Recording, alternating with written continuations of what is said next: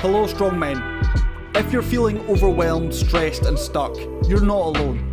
At the Strongmen, we understand the relentless stress and pressure, but recognise that mastering challenges plays a key role in becoming a better version of ourselves. TSM is a growing community whose purpose is to redefine the strongman and empower men like you to transform stress into strength. I'm Chris Stone, your host, and together we'll develop physical mastery, mental toughness and collective strength to forge a life marked by calmness, confidence and control.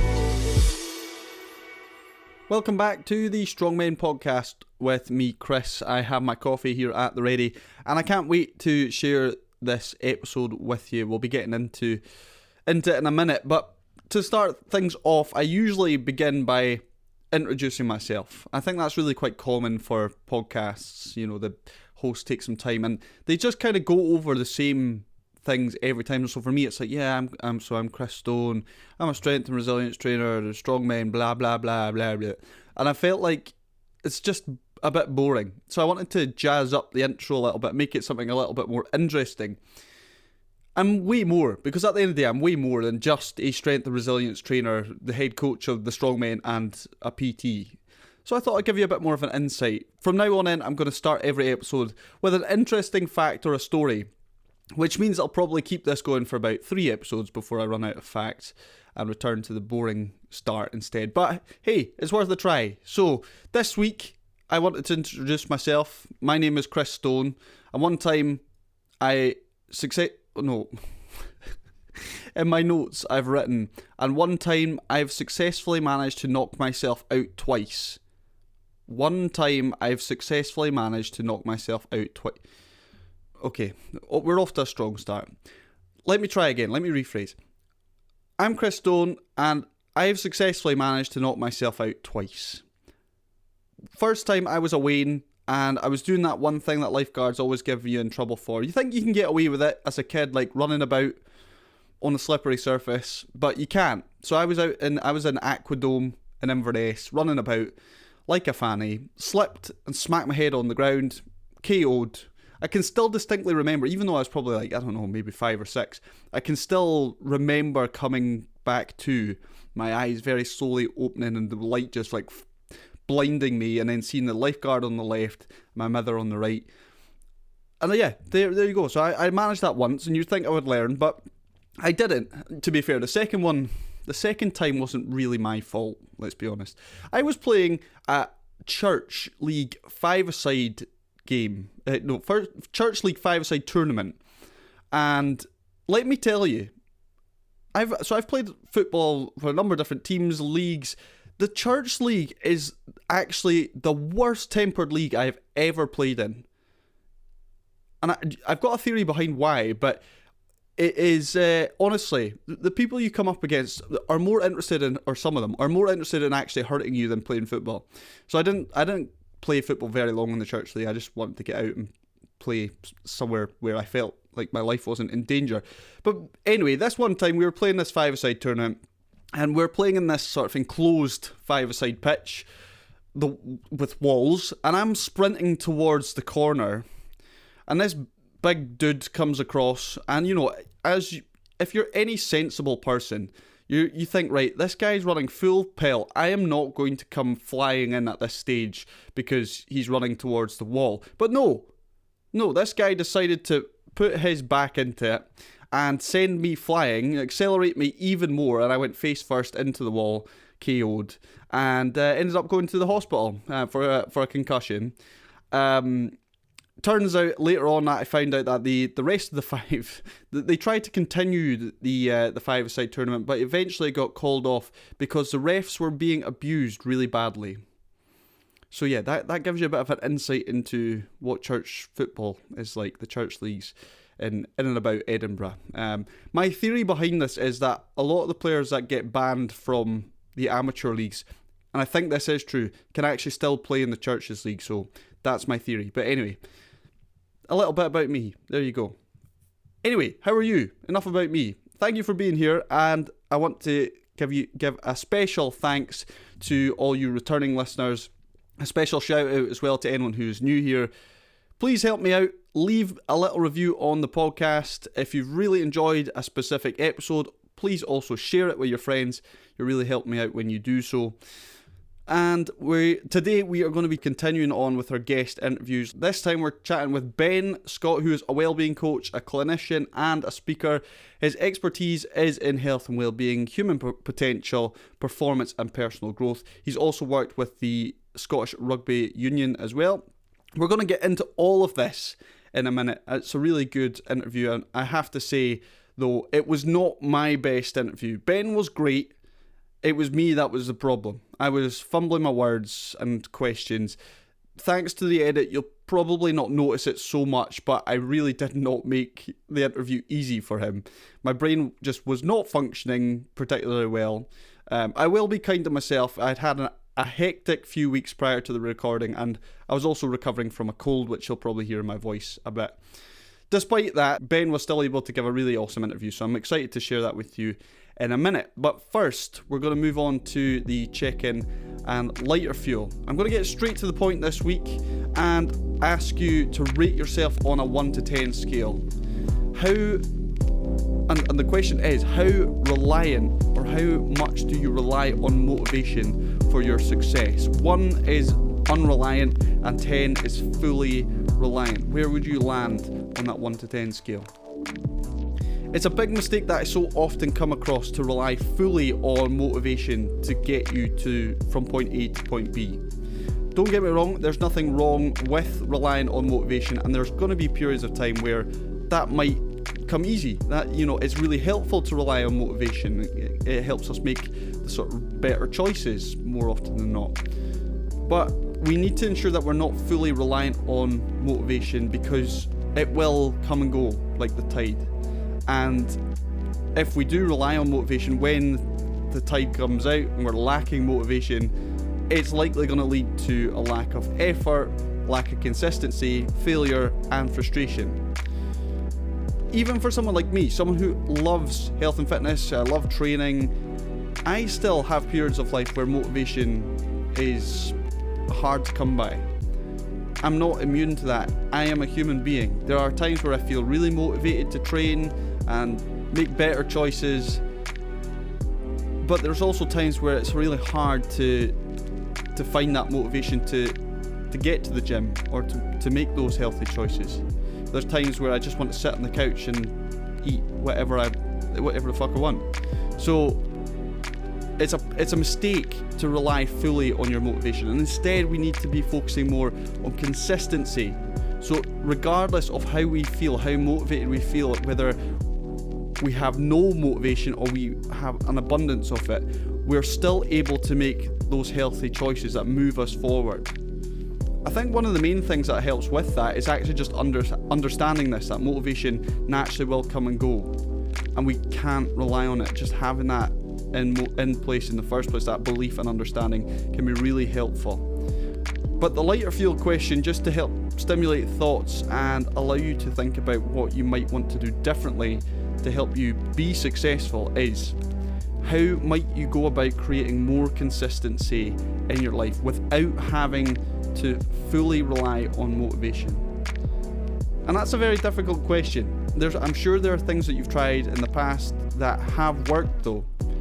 So take some time and reflect on what's gone well for you. What have you done in the past that's worked? Because if it's worked well in the past, it's likely to work again in the future. The other thing that I'd really emphasize as well is that I personally believe that you have all the answers within you. And this is something that Ben touches on in the interview that we'll get into in a minute. That you have that one voice that speaks wisdom almost and gives you or points you in the right direction. So yeah, how can you tap into that and come to new understandings and conclusions about consistency and trying to cultivate more consistency in life? Because I guarantee you will be far more successful if you're focused on consistency over motivation.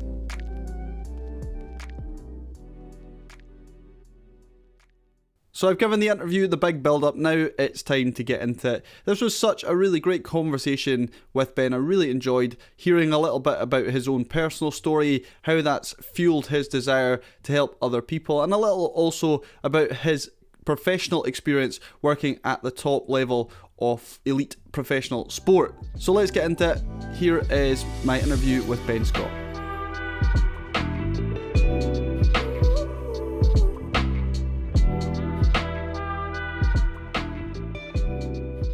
Today on the Strong Men podcast, I'm delighted to welcome Ben Scott. We're going to chat to him a little bit in a minute, but firstly, Ben, just a very warm welcome from me, and I just wanted to give you an opportunity to firstly give you a very brief introduction of yourself. So my name's Ben, and I am a wellbeing coach, a chiropractor, functional neurologist, done a few things in the background, and basically I spend my life trying to help people to live theirs better. Brilliant. Yeah, brilliant. I'm very, very interested to talk to you today because you've had some career by the looks of it. And yeah, that's where we'll start. I wanted to ask if you could just give us a bit of an idea of your background and how you've actually ended up at the point you're at now. So my journey into this kind of well-being, kind of personal development world, if you like, began when I was struggling with my own.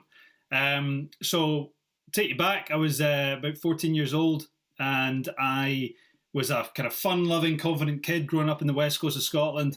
I was a budding professional sportsman, or so I thought, playing in the professional youth ranks of Scottish football with Livingston, St Mirren. And yeah, great friends, great school, great family, lots of good stuff on paper. And then all of a sudden, I came down with severe panic attacks and fears and anxieties that I didn't have a clue where they came from. The most obvious onset of them was I used to go through a tunnel to and from school, through the Clyde Tunnel in Glasgow. And just one day was going up to it with my mum, about to drive through it, and I just went into a massive panic attack. And I don't, listeners might have different ideas as to what panic attacks are. I've heard them described as a little bit of palpitations, and like when you've had a full-blown panic attack, it is like you're in a straight suit, a straight jacket. You think you're going to die. It is unbelievably unpleasant. And so I went through that tunnel, and that experience happened, and it was just a case of, well, that was a bit weird, but just keep calm, carry on type of thing. But these things kept happening, and soon I found myself unable to go through any tunnels. And of course, the tactic is just fear avoidance, just avoid a tunnel. And my mum kindly took me an extra 20 minutes over the Erskine Bridge to and from school in order to avoid the tunnel. But the more I was avoiding my problems, the more that kept coming. And so my fears then started to become a fear of pretty much everything. I had a fear of open spaces, any enclosed spaces. I had fears of someone saying something that would make me, go into a panic attack. So I found myself unable to, socialize in the way that I would like to. I'd have to run out of assemblies, run out of classrooms. So not very good for a street cred of somebody growing up in the west coast of Scotland, a teenage, young man. But as I say, the more I avoided my fears, the more the fears came. And eventually I found myself being like, I can't carry on like this. And, the only option that was given to me was take these pills. And, take these pills to make you less anxious. Take these pills to knock you out if you need to get on a flight or whatever it is you can't do. And, as a young person, you don't know any different, so you do those things. But as I say, that tactic wasn't leading to improvement. It was just leading to me managing certain circumstances, So it got so bad that I was once in my bedroom, the comfort of my own home, about to go to sleep, and I had a full-blown panic attack in that moment. And it was in that moment that I realised I can't live my life like this. Like, if I'm like this at, I was probably about 15 at that point, I was like, what am I going to be like when I'm 20 or 18 or, let alone like 40 or whatever. So it was in that moment of darkness that a light kind of was born, if you want to, describe it in that way. And that was this realization that I wasn't born this way, and there must be a reason why I've developed this way. And so that that basically sparked an interest in looking at some alternative methods to getting better and understanding my problems. And fortunately for me, my mum had had her own health challenges and had been aware of more alternative approaches. And so she'd recommended going to see a clinical hypnotherapist. And I remember at the time thinking, well, I don't want anyone making me, cluck like a chicken and, controlling my mind. This is the last thing that I want. But ultimately, I had no option. I didn't have any other choice. And so I went to the sessions and they helped. And they helped massively. And within 3 or 4 months, I'm able to go through a tunnel again. I'm able to, not find myself running out of classrooms and all these kind of issues, getting on planes again. And that really sparked an interest at a young age of how did these things happen? How did I actually overcome them? And how could I help other people learn the same thing? And so without knowing it, my brain started to become more and more interested in learning about how the mind works, how the body works. As I say, how things like fears, anxieties, etc., happen, and how do we overcome them? And that's ultimately seen me on a journey, embark on a journey to learn all I could about the mind and body, which has included a 5-year master's degree in chiropractic, which for some people might think like, oh, you just learned about the back. But I can assure you those 5 years, you're embedded within a host of sciences, physiology, anatomy, chemistry, neurobiology, neuroanatomy, strength and conditioning, psychology. There's so much stuff that we covered in those 5 years, which really gave me a strong foundation to understanding, okay, this is kind of what the mind and body can do, and here are some natural drug-free ways that I can use to help people to get the best out of theirs. But that wasn't enough for me. I still had the itch to learn more. And so when I graduated, I did a 3-year postgraduate in functional neurology, because I was learning that the health and well-being of an individual is massively about their brain and their nervous system. So I wanted to know more about that. So I did that 3-year postgraduate. And then I realized after doing that the development of the brain and the nervous system was a huge component as to what made somebody well or not. And so I wanted to know more about that. So I did a 2-year postgraduate in neurobehavioral disorders and learning disorders, and specifically childhood ones. And off the back of that, it probably gave me this knowledge base, which was just enough to help people in clinic. And so I've worked with thousands of people from all ages, and I do mean all ages. Babies, people in their 90s, and everyone in between. To help them, be their best, if you like, and overcome what holds them back.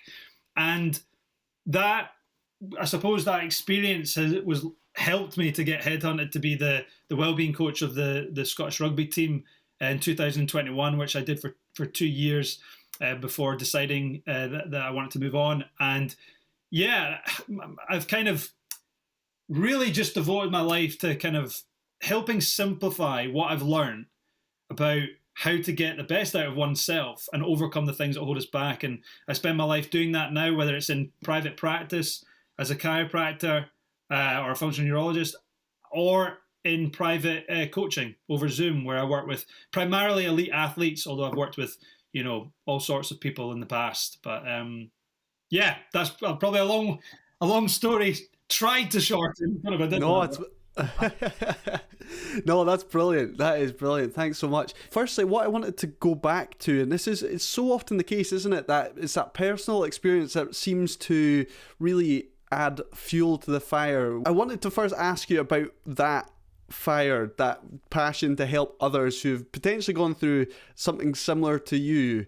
Where do you think that comes from? Because that's something that is reflected in my own story as well. That's really the reason I do what I do, is to help others who are potentially going through something similar. So I was wondering what your thoughts are on that.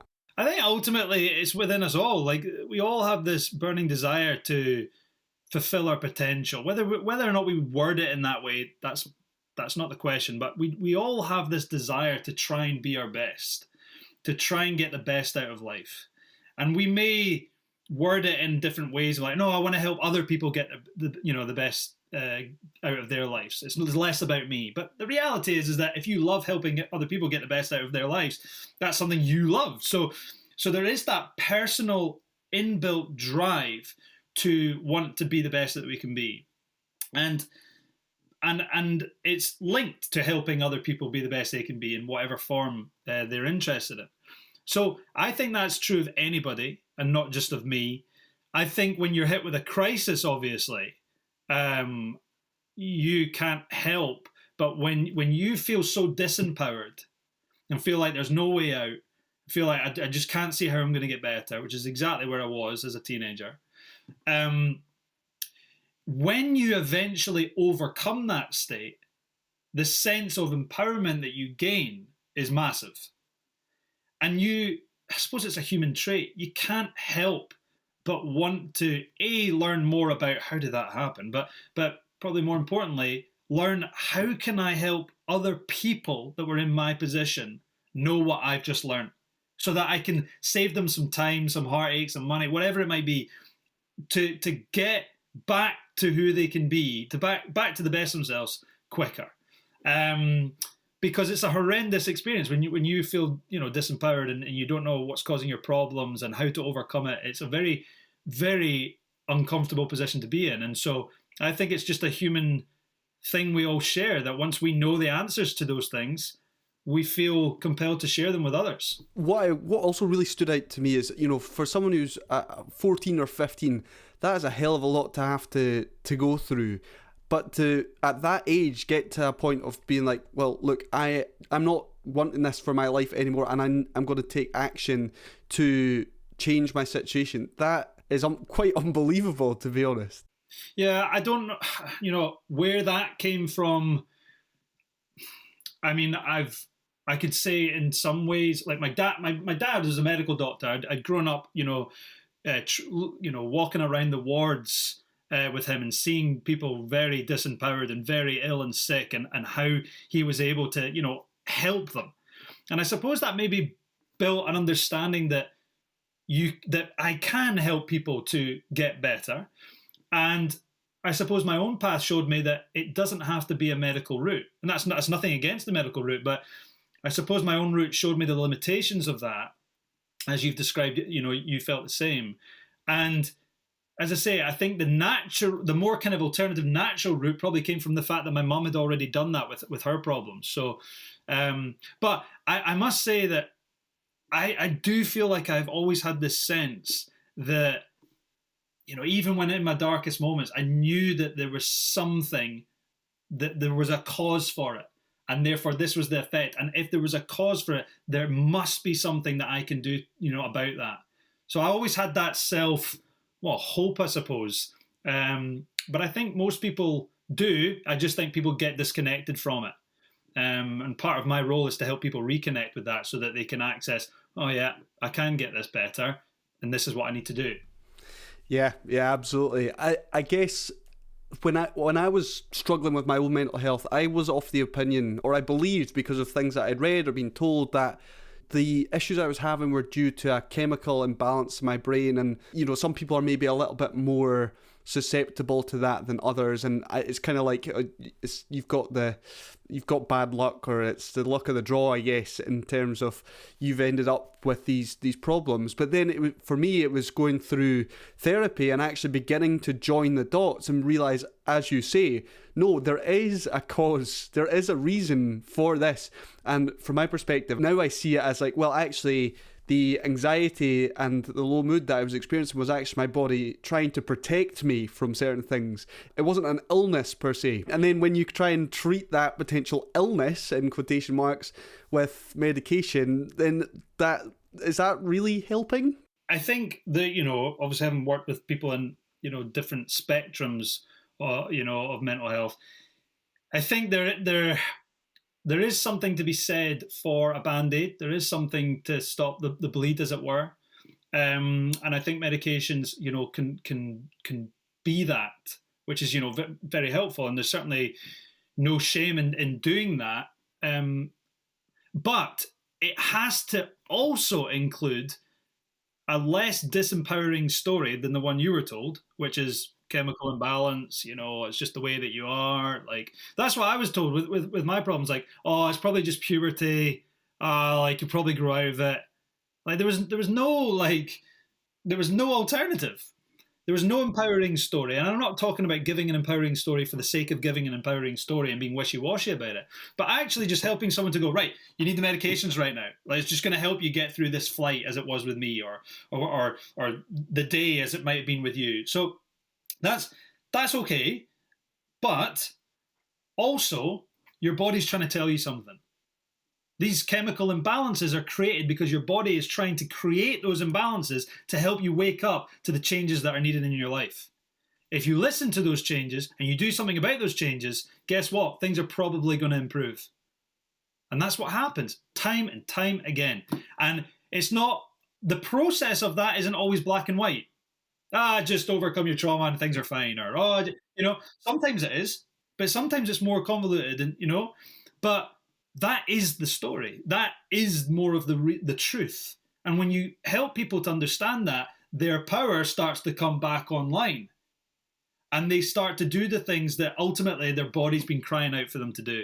And taking the medications as their only approach might only be all that they can do right now. That's all right, as long as they still understand, the truth of the story behind it, which is not that there's nothing that can be done, which is not that this is you and it's a fault in you with the chemical imbalances.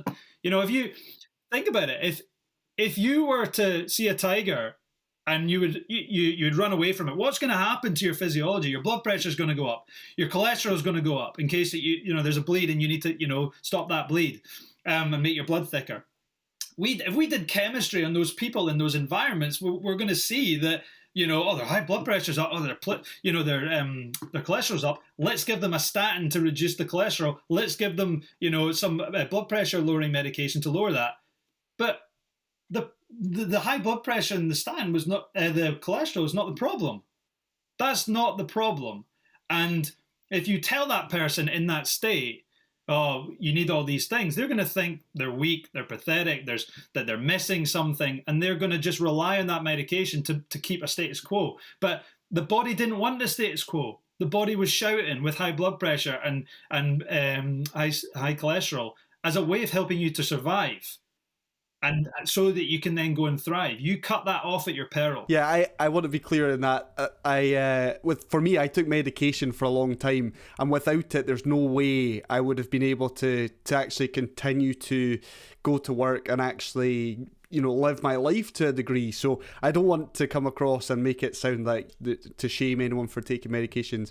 I understand the benefits of them. For me, it was kind of reducing the dial, almost turning the dial down on those symptoms a little bit to allow me to get through the day. But as you say, I think that needs to be accompanied with more, and certainly with more understanding as well. Absolutely. And the reason that this conversation comes up, and the reason that it does run the risk of making people who are on medications feel ashamed. And bear in mind, I was on medications as a teen as well. So I'm not putting myself on a pedestal here. I've been there. And I would take medications now if I was if I had no other options. So, but the reason that we need to challenge that approach is because it is confining people into sustaining their problem. It's disempowering people. It's making them over-reliant on external sources of control. And that is a massive problem, because people are designed to use their sense of power, as you like, to use it, to express it, to be the best that they can be. And if anything's cutting that off, then that person is going to be less fulfilled and less able to do what they can do. And that's a human tragedy.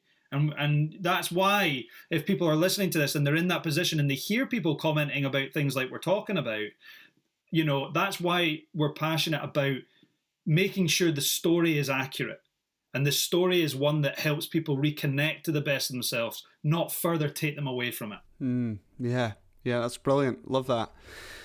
Thanks so much for sharing that. It's that's given us a lot of insight and a bit of background on yourself. I want to continue this conversation a little bit more, and this will be a bit of a challenging question, kind of putting you on the spot a little bit. So you've done a lot of learning, you've got a lot of experience with coaching and training and that sort of stuff.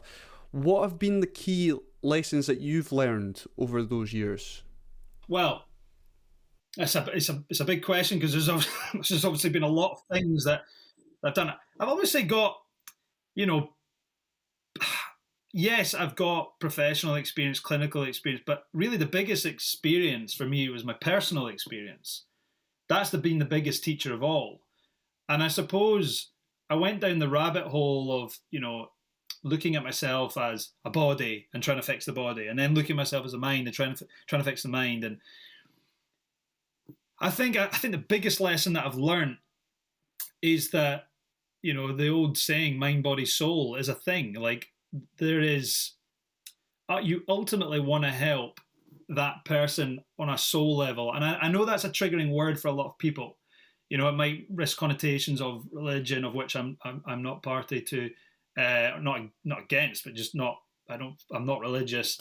But there's that deep spiritual side of life that once you explore a little bit of, whether it's through meditation or whether it's through playing music or whatever it is that you love doing, it doesn't matter what it is, but there's a grounding effect that helps you to connect with who you are at a fundamental level. And we may call that the soul. We may call that a balanced state. We may call that our intuition, whatever you want to call it. But that place holds the answers. And if you can help people to, yes, do things that help their mind, and yes, do things that help their body, but if you help them to connect with their soul or a sense of who they are, why they're here, and what it is they'd love to go and do, when you get to that level, that's where everything beats from. And for me, the biggest lesson I've learned is start there. Because if you start there, everything builds from that. Once you have a sense of who you are, you can then align the exercises you do to that, the foods you eat to that, the people you hang around to a degree to that. You can turn all the challenges that you experience in life that feel in the way of you being who you are and being your best to being things that are on the way. It's gold dust. And so a lot of my practice has now been about, yes, doing the physical things, whether it's, helping people, with their physical body, with adjustments or soft tissue therapies or rehabilitation exercise, or helping them with their mind, with cognitive exercises or whatever it may be. It's ultimately about, number one, who are you? Like, who do you feel you are? Why do you feel you're here? And what is it you'd love to go and do with your life? And let's work on that. Because when you do that, you balance that individual, you center that individual, and that's where their power sits. That's where their strength sits. And that's where they come online. Their inspiration comes online. That internal drive to do what's necessary comes online. Their objectivity comes online, so they can see what things are getting in the way of them being their best, whether it's the foods they're eating, the exercises that they're not doing or doing. All of it just becomes so much easier. And you also come into a state where you can see where you're lacking the intel, where you're lacking the knowledge, so that you can identify the people that can help you better. You know what? It builds off the back of a conversation from the previous episode. I was chatting to another wellbeing coach, and we were chatting about reflecting on early days in the fitness industry as personal trainers, and it was very surface level, and I feel like that's still the case a lot of the time in the fitness industry when it comes to behavioural change. It's very surface level. It's like, right, we need to exercise X times a week, you need to hit this number of calories per week, and we totally miss that. It's taken time for my eyes to be opened to realise these people don't need knowledge. They could actually go online, they could use the wonders of ChatGPT and ask it and get all the answers that they ever need to make those changes. But then that's still not enough, because as you say, you're not tapping into often what I would maybe refer to as like the self, and that has a lot of the answers. So yeah, it's I really love that. That's excellent. So is that the kind of work that you would do currently with clients and that sort of thing? Would you spend a lot of time helping them uncover this self or the sort of soul as you mentioned? Yeah, and as you say, there are other words for it. Self is a brilliant one.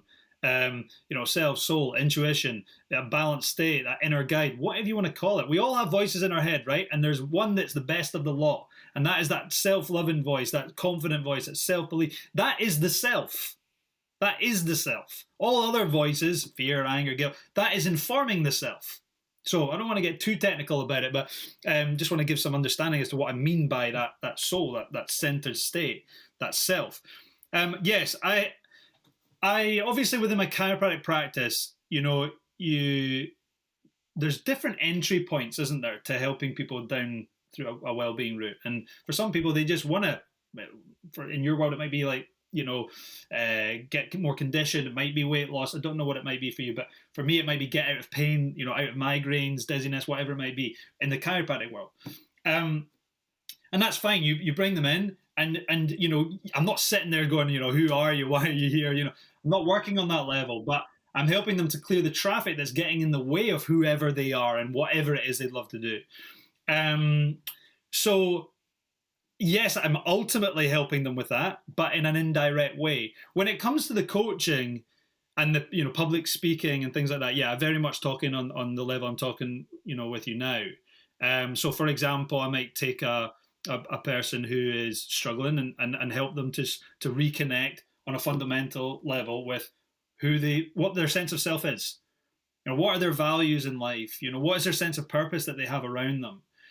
Because that's, as I say, that's the place to start. Because once they regain that, as I say, they become better able and more motivated to doing the things that help them to get better, whether it's doing the rehab exercises or whatever it might be. And as you alluded to with the fitness industry and indeed all industries, it can focus on that superficial level, like, right, you just need to lose weight. You just need to eat your 5 a day. You just need to do a bit of meditation.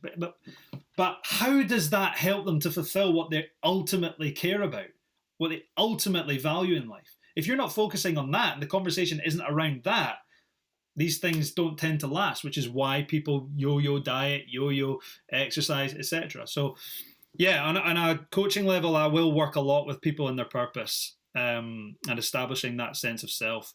Yeah. That's very reassuring for me because with the Strongmen, we've just done a 6-week program, and with the program, so there's some training, physical training, we spend some time socially and also do some community calls where we're just having a more open discussion. And our most recent discussion was actually on kind of the self and the ideal self, so trying to establish values. And actually there's an exercise that they have in their handbook where they can draw out the ideal self, so the characteristics, behaviors, actions, situations that create this ideal self. So yeah, I'm actually feeling a little reassured that, because when I was creating, I was like, oh, is this am I going down the right road with this? But no, that's reassuring to know, and thanks for sharing all of that. That's really helpful. I wanted to now move on a little and chat about your work at the top end of professional sport. So you mentioned you worked with the SRU for a couple of years. Can you give us a bit of an insight into what your job entailed?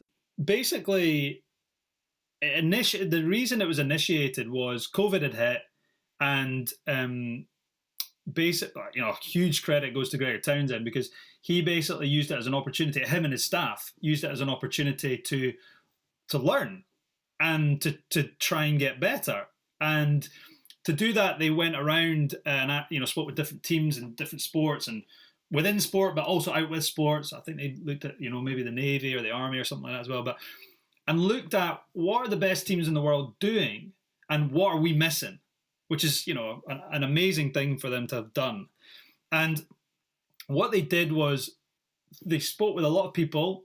And there's a couple of things that came out of it that they felt they were missing, but the main thing that kept coming back was well-being, was an approach on well-being and using it as a avenue to get the best out of people.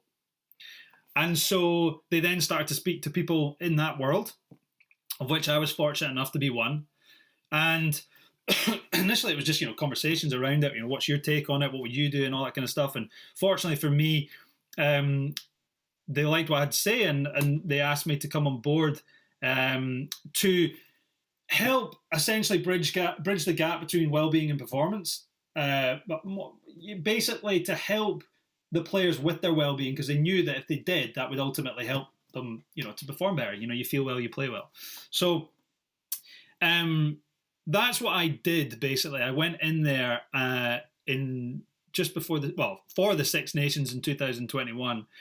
And basically laid out a wellbeing program. And I was really fortunate because, I was really allowed to do what I felt needed to be done, and laid out what I believe are the foundations of wellbeing and how why that's important, how that impacts them on the field.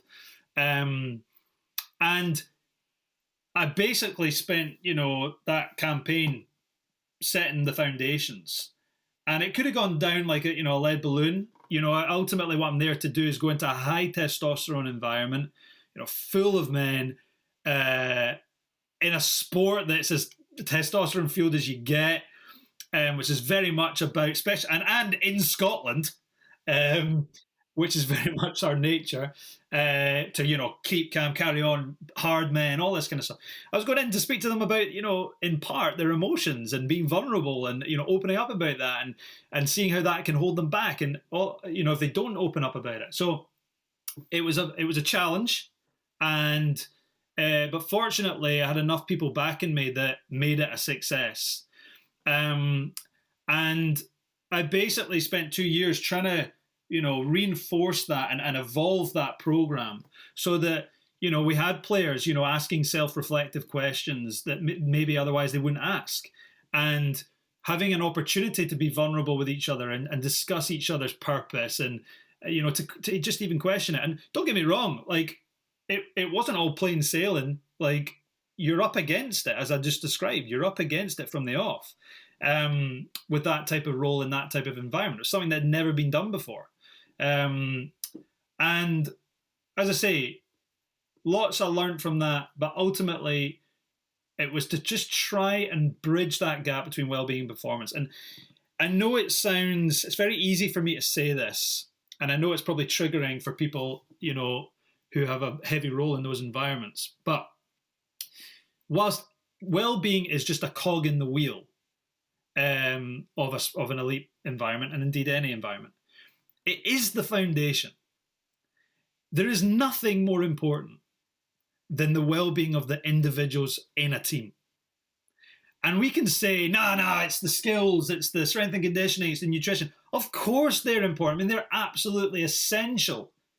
But the well-being of that individual that's doing the nutrition, that's doing the strength and conditioning, that's doing the skills, that's learning the tactics, is the foundation.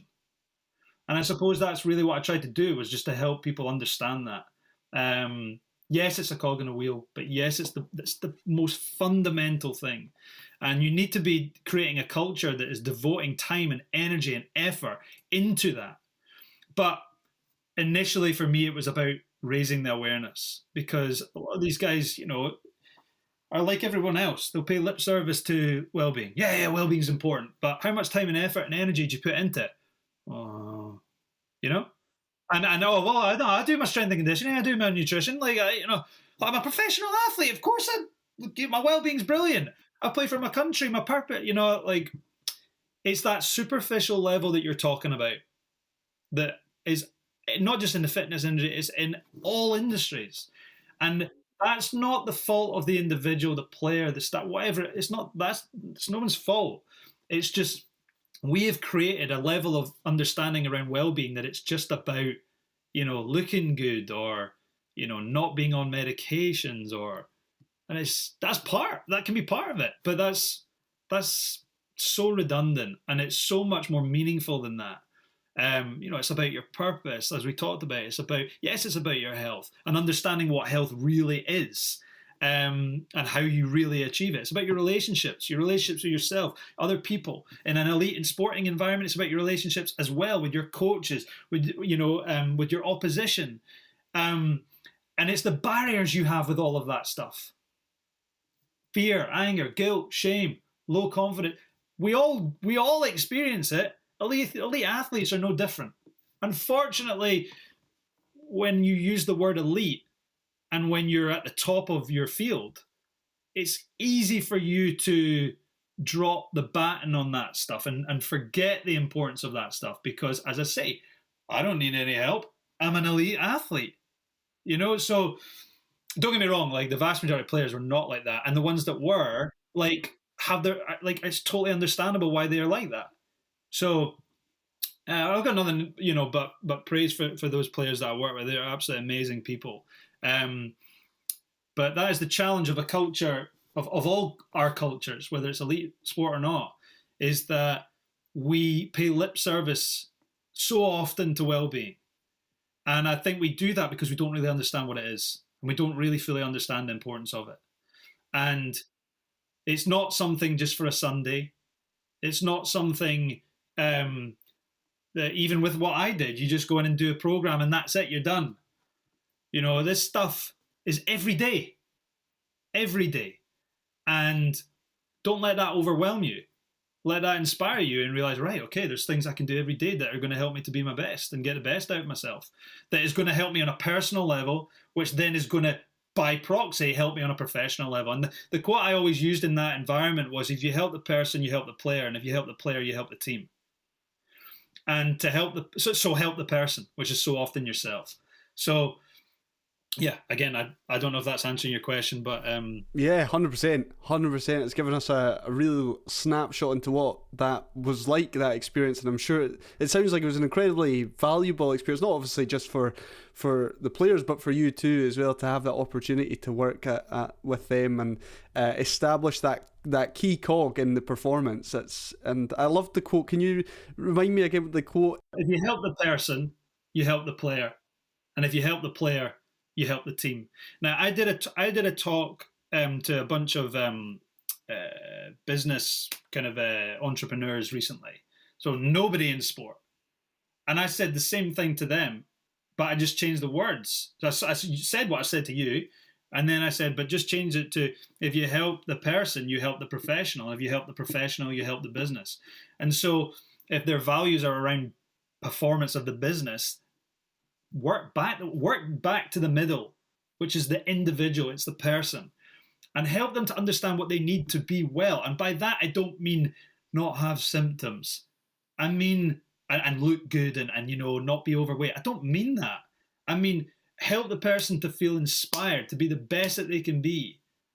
That, you do that, then you help the person, you help the player, you help the team, or the professional in the business. So that's where our focus needs to get more and more to, and that's my passion, is helping people to do that. Yeah, that's brilliant. I might just write that quote on my wall somewhere. Actually, that's really good. You mentioned the high testosterone environment that comes with rugby.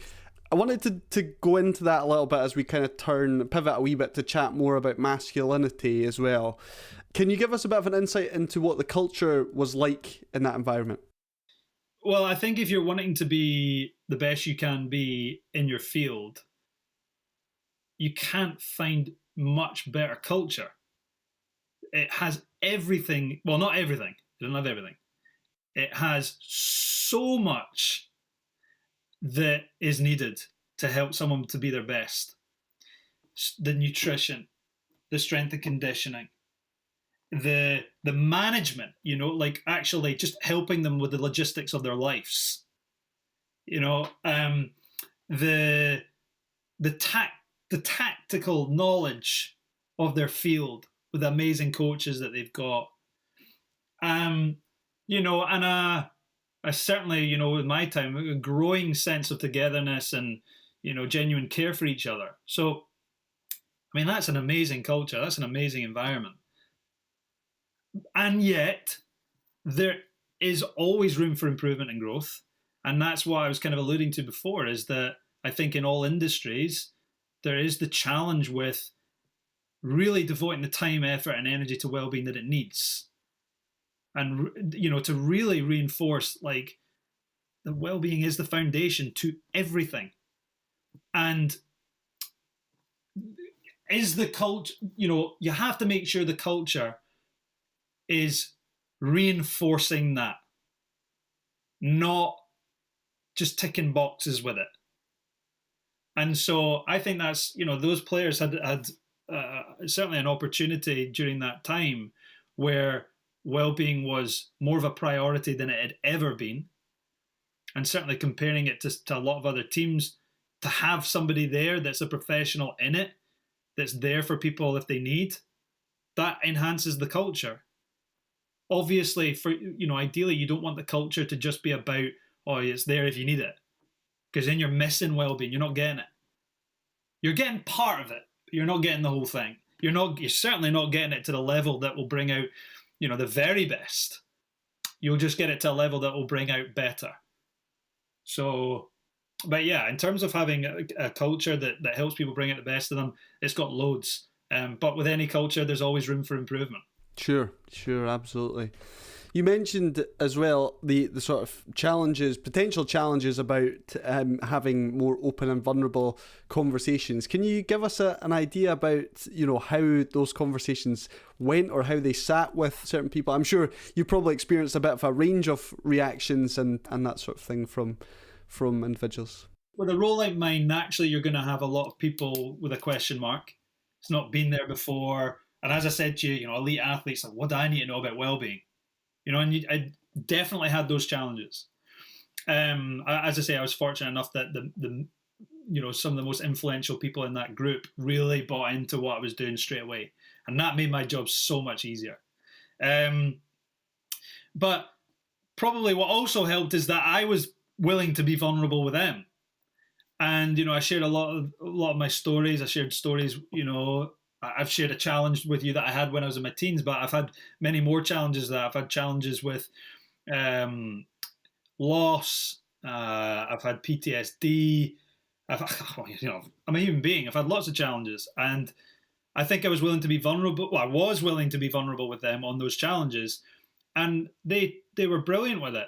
I'm sure you had the odd person that was like, "Oh God, bring out the violins" or whatever. But you know, ultimately they could relate. And what I always envisioned right at the beginning is, you know, for me, if I can help to create, you know, with this team, you know, staff and everything like that, if together we can help create an environment where players are willing to be more vulnerable with each other, and then that's massive.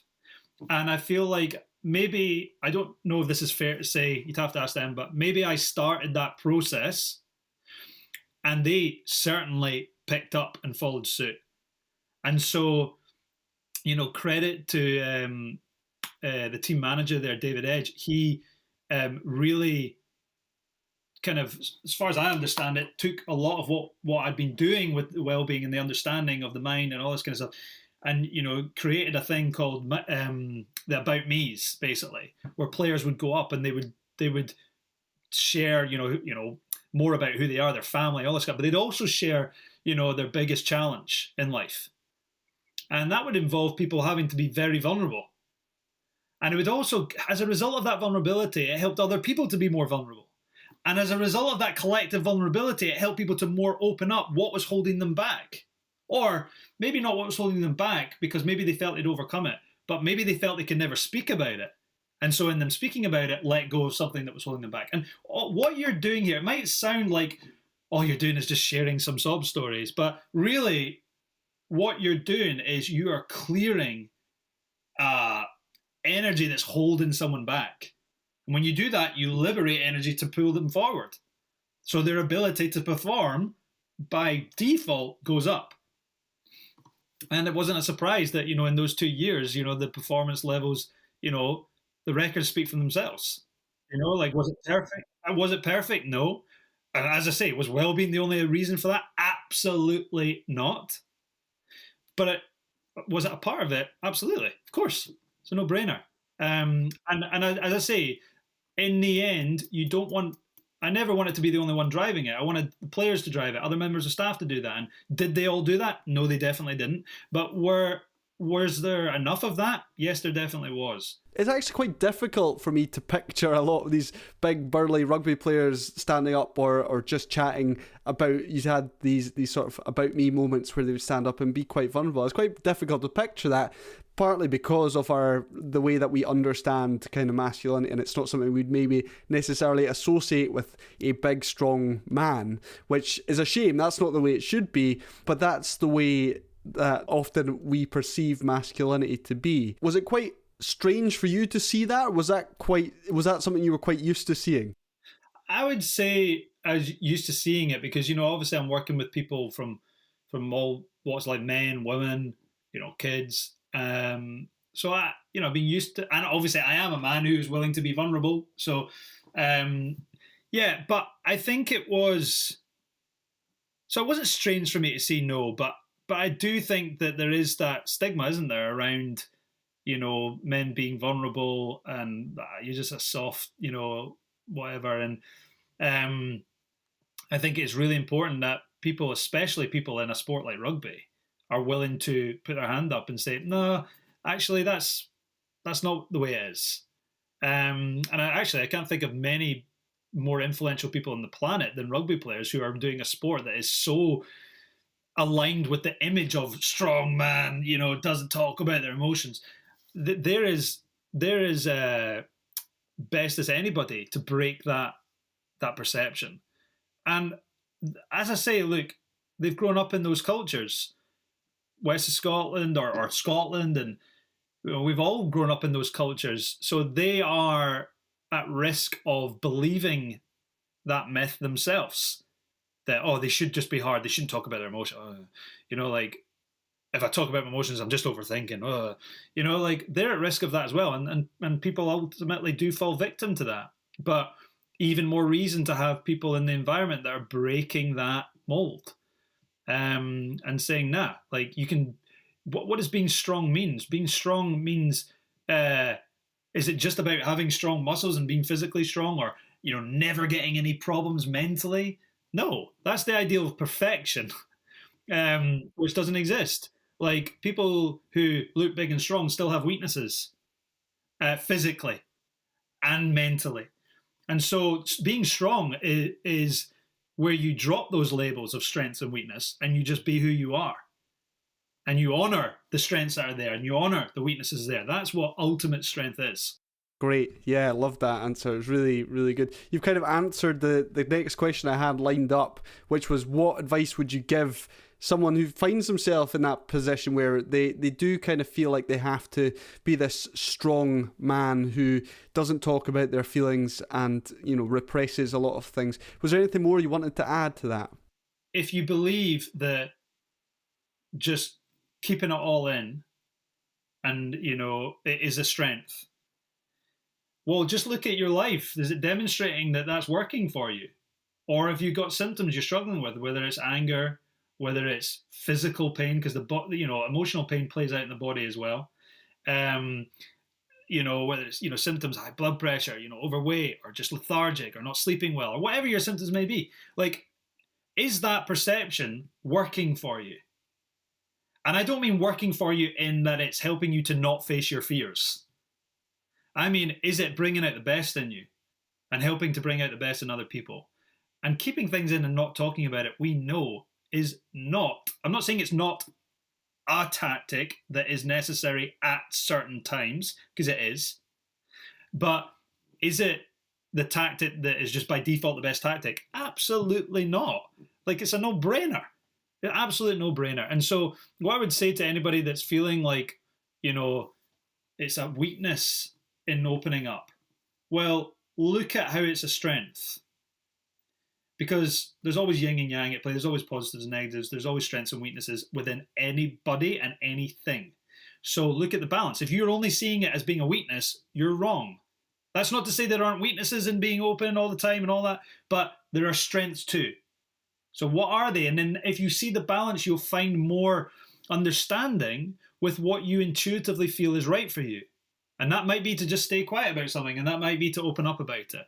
But you're not letting the perception that opening up as a weakness hold you back from that truth.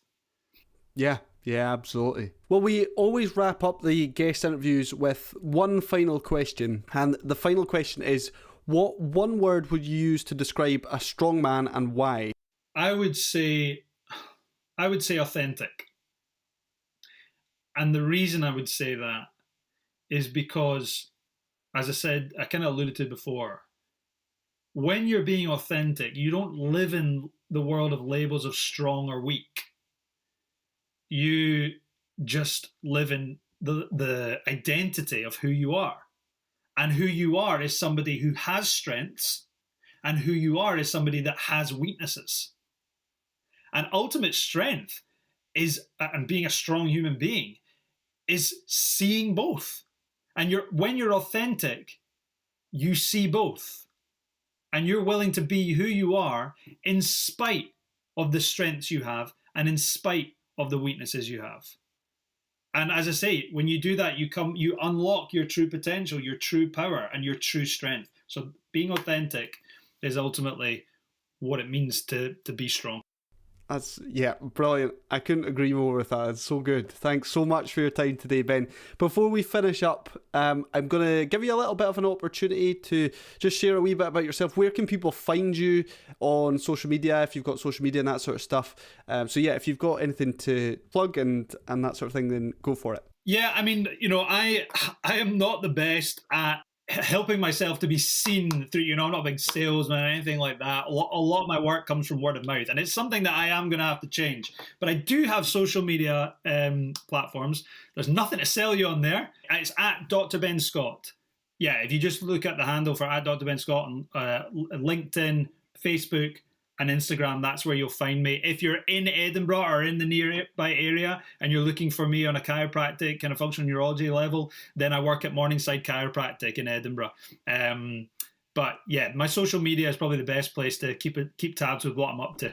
Super. Well, Ben, thank you so much. It's been such a pleasure to meet you, actually, because this is the first time we've chatted.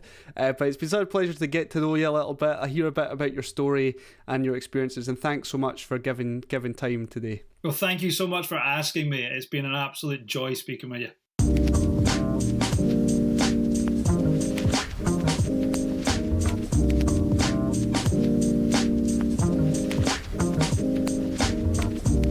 So that was Ben Scott. I know I say this every time, but what a great interview. It really, honestly, I feel very lucky that I get to do this job and get to chat to just such a wide range of guys and hear such a mix of experiences and insights. But there was so much there that Ben was talking about that really resonated with me and gave me food for thought, as well, as I'm sure was the case with you too. So big thanks, big shout out to Ben for giving up his time to jump on the Strong Men podcast. I'm not going to take up much more of your time. I always aim for around about an hour per episode, so we're pretty much there. Just wanted to remind you once again to leave your thoughts. Don't leave me your thoughts. I don't care about your thoughts. Leave me your 5 stars. That's all I care about. I'm just joking. Of course I care about your thoughts. And if you want to share those thoughts with me, then you can do. Please just get in touch. You can send me an email. It's tsm@thewellbeingpt.com. What did you think about what Ben had to say today? I'd love to know your thoughts and your experiences. Do get involved. Also, if you have any questions regarding physical training, exercise, behavioural change, mindset, do get in touch. Do share those questions with me. I'm more than happy to share a little bit and help you out and support you as much as possible. If you want to know a little bit more about what the Strong Men do, then I would encourage you to visit my social media page, in particular my Instagram, at the Wellbeing PT. Click the link in my bio and you can find a information pack about the Strong Men, which is a men's group in Edinburgh at the moment. I am planning, I should say, to expand the group into other locations. However, at the moment, we're just based in Edinburgh and online as well. So as I say, do check out the Wellbeing PT on Instagram. I'm at the Wellbeing PT on pretty much everything. And I think that's all for this episode. Thanks for tuning in once again. And until next time, take good care of yourself.